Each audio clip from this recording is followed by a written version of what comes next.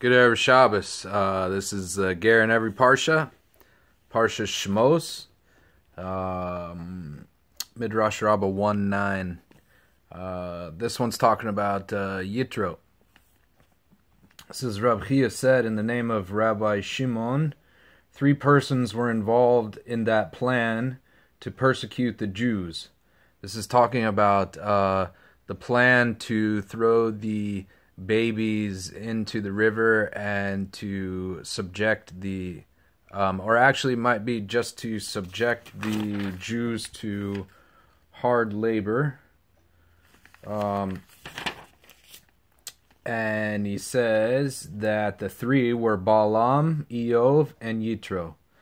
Balaam, who counseled Paro, was slain. Eov was silent, neither concurring nor protesting, was punished, and he was punished with afflictions. As for YITRO, who fled, his descendants merited to sit in the chamber of hewn stone in the temple as members of the Hedrin, as it is written, and the families of scholars who dwelt at Yabez, Tirathites, Shemathites, and Sukathites. They were the Kenites who descended from Hamath, father of the house of Rachav. That's from Divrei Yamim Aleph 2:55, chapter 2, verse 55. And we know that the Kenites are a reference to the descendants of YITRO. For it is written, the children of the Kenite, Moses' father-in-law, ascended from the city of date palms with the children of Judah. Thus we see that YITRO descendants were scholars of the Hedrin. So this is very interesting. What happened is that Paro didn't know what to do with the Jews because the Jews were starting to become so numerous. He was starting to get scared of them. And so he asked for counsel. And so Balaam gave the counsel to afflict the Jews with slavery, and might even have been the counsel to throw the male children into the Nile River and execute the male children also. I can't remember exactly.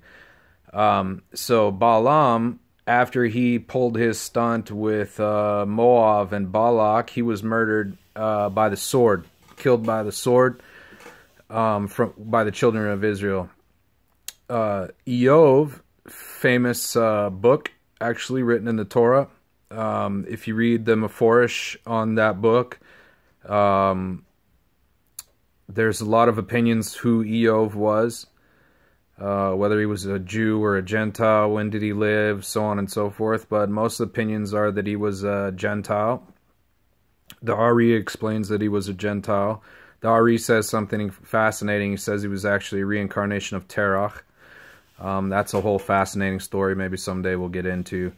Eov is a fascinating person, but the Meforish says that Eov was written for the Goyim, not for the Jews. There's no Jews mentioned in Eov. There's no mitzvahs mentioned in Eov. Torah's not mentioned in Eov. None of that. They say it was written by Moshe, written before the Torah, actually. So Eov is part of the writings.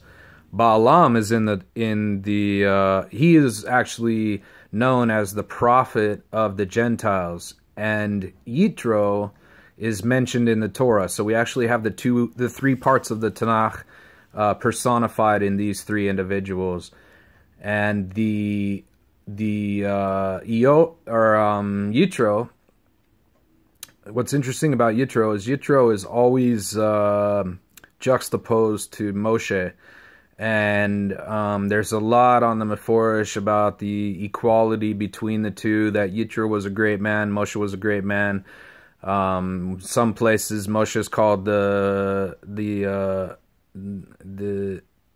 think that YITRO is called the father-in-law to Moshe, so that elevates Moshe, but it also elevates YITRO. So there's a whole thing there. Also, there's some argument of whether or not YITRO came to the Jews before the giving of the Torah or after the giving of the Torah. And this argument is also based on whether or not the Torah was written in chronological order. I think it's apropos because YITRO is supposed to personify one of the archetypal converts.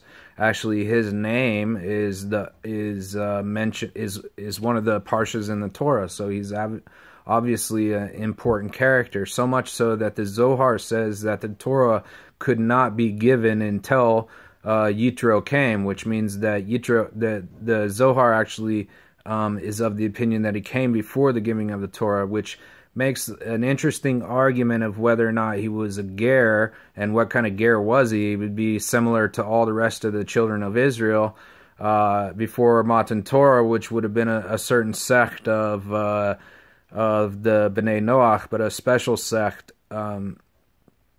But he would have been going through the same kind of conversion process that the children of Israel went through at the giving of the Torah. If he came after, then of course we have something to talk about.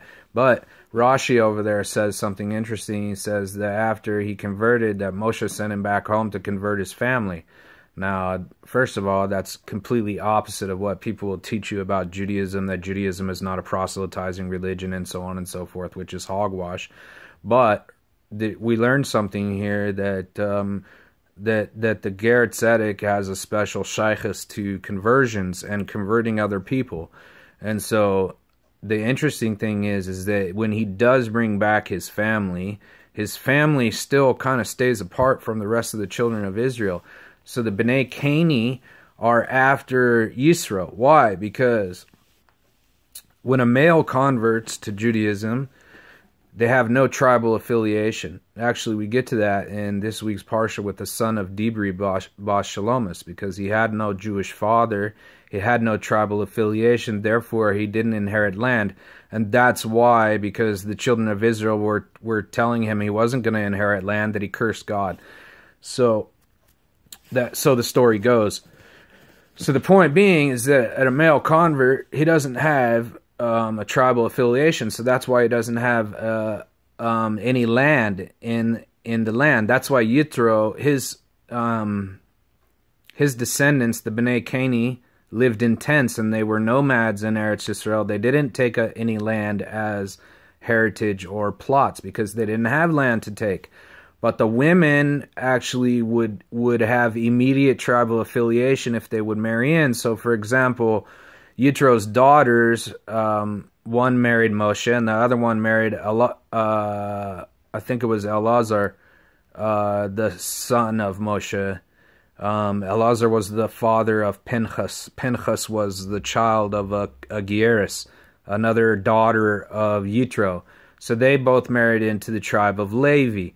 But I'm not sure. It seems like I read the pasuk that they were amongst the children of Yehuda, but I don't know that they mixed with the children of Yehuda, because when they come back from Bavel in I think it's either Ezra or Nehemiah, they're reckoned alone by themselves. The Bnei Kani are reckoned not like as a different, not part of the tribes.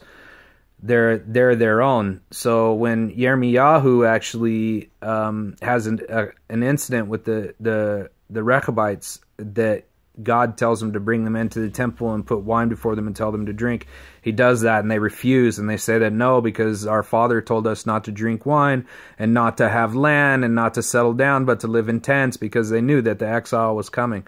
So they're very smart. But I think this also had to do with not having an inheritance, because they didn't have a tribal affiliation. So I need to do more study about it, but just fascinating, interesting character, this YITRO.